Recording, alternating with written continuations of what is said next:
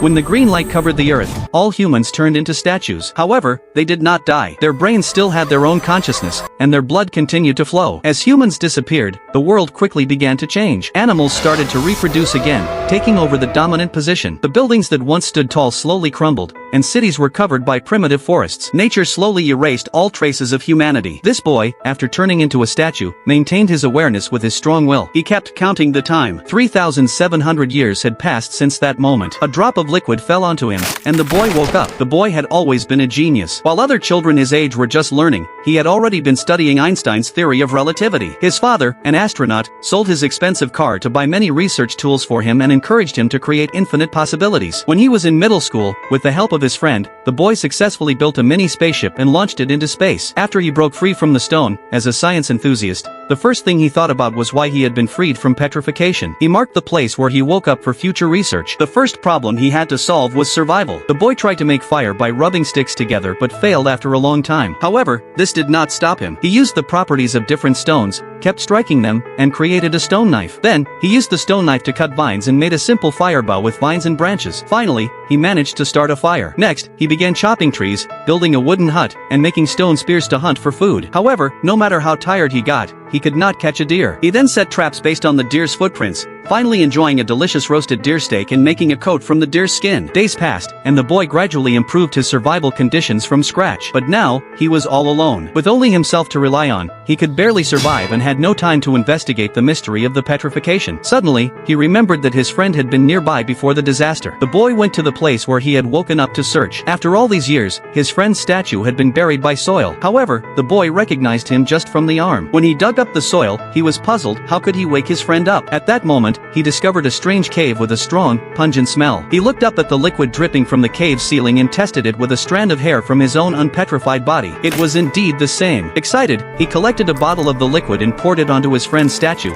but there was no response. In frustration, he moved his friend's statue into the cave, allowing the liquid to drip onto it continuously. One day, the liquid dripped onto the statue, and the statue began to crack rapidly. Soon, a human eyeball appeared, and then the back of the statue split open. Finally, his friend woke up. What would these two high school students do to save all of humanity?